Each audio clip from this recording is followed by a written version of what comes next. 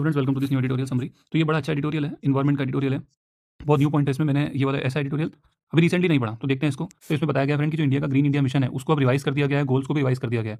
आप रीजन देखोगे तो आपको शॉक हो जाओगे। रीजन आगे मैं बताऊंगा। तो अभी उन्होंने क्या किया है, अब वो जो है किस पे ध्यान दे रहे हैं फ्रेंड्स, क्वालिटी पे ध्यान दे रहे हैं, क्वांटिटी को छोड़ के। तो आप देखोगे कि उन्होंने ऐसा एम्बिशियस गोल रखा है कि हम 25 million hectares of degraded land जो है उसको 2030 तक रिस्टोर करेंगे। दूसरा कि उन्होंने जो क्लाइमेट चेंज अभी हो रहा है, क्लाइमेट जिस तरह से चेंज हो रहा है उसके according 3.39 billion ton carbon sink जो है वो 2030 तक उन्होंने बनाने का जो अपना नेशनल डेवलपमेंट जो उनके जो कंट्रीब्यूशंस हैं उसके अकॉर्डिंग उन्होंने डिसाइड किया कि 3.39 बिलियन टन कार्बन सिंक बनाएंगे। अब ऐसा क्यों हुआ है? You will be shocked. क्योंकि देखो अभी फॉरेस्ट 2015 में 24.16% फॉरेस्ट कवर था, जो कि 2030 में 25.17 हो गया, तो बढ़ा है ये। लेकिन इसके बावजूद देखा गया है कि एक 12% डिक्लाइन आई है photosynthetic efficiency of dense forest. अब इसका मतलब ये है, फॉरेस्ट का मेन काम क्या है कि फोटोसिंथेसिस में क्या होता है, कार्बन डाइऑक्साइड अब्जॉर्ब होता है, मतलब कार्बन अब्जॉर्ब होता है।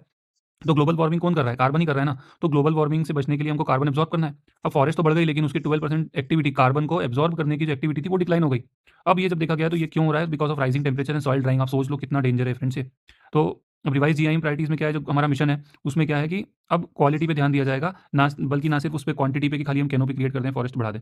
अब जो नेटिव प्लांट्स को वो वहाँ प्लांट किया जाएगा, क्लाइमेट रेजिलियंट स्पीसीज जो है, जो इकोलॉजिकल सेंसिटिव जोन है, जैसे अरावली है, वेस्टर्न घाट से वहाँ पे उस तरह की स्पीसीज। मतलब ऐसा नहीं है कि कुछ भी प्लांट कर दो आप, ठीक है, आपने कुछ और प्लांट को काट, ट्री को काटा और फिर कोई भी ट्री जो आपने उगा दिया वो नहीं चलेगा। उसके बाद चैलेंजेस की बात की राइटर ने। चैलेंजेस की बात, ये फॉरेस्ट राइट एक्ट की ट्राइबल्स जो है उनको कम्युनिटी पार्टिसिपेशन नहीं होता।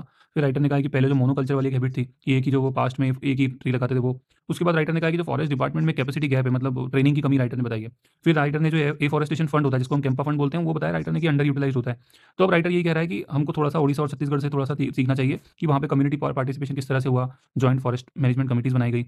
ठीक है, हिमाचल प्रदेश के बारे में भी राइटर ने कहा है। राइटर यही कह रहा है कि इंस्टीट्यूशनल कैपेसिटी पे ध्यान दो, और जो इंप्लॉइज हैं, जो फॉरेस्ट डिपार्टमेंट के लोग हैं, उनको इंसेंटिव दिया जाए, लेकिन किसके किसके बेसिस पे, इकोलॉजिकल आउटकम के बेसिस पे उनको इंसेंटिव दिया जाए, और फंड को यूटिलाइज करना चाहिए, राइटर ने कहा है। और राइटर ये भी कह रहा है कि ट्रांसपेरेंसी और अकाउंटेबिलिटी को पूरी तरह से बढ़ाना चाहिए। तो बहुत अच्छा एडिटोरियल था। मतलब आप देखो कि कितना मतलब ये इन्वायरमेंट में आप ये पॉइंट लिखोगे कि फॉरेस्ट टाइम मतलब खाली कैनोपी बढ़ाने से कुछ नहीं होगा। आप खाली कैनोपी बढ़ा रहे हो लेकिन आप कुछ भी ट्री लगा रहे हो और इसका जो कार्बन एब्जॉर्प्शन है वो कम हो रहा है। तो ये बड़ी डेंजर चीज़ है। आप इस तरह से पॉइंट लिख के आओगे, इन्वायरमेंट तो हमेशा से अच्छा टॉपिक है, तो आपको अच्छे नंबर मिलेंगे। Thank you so much.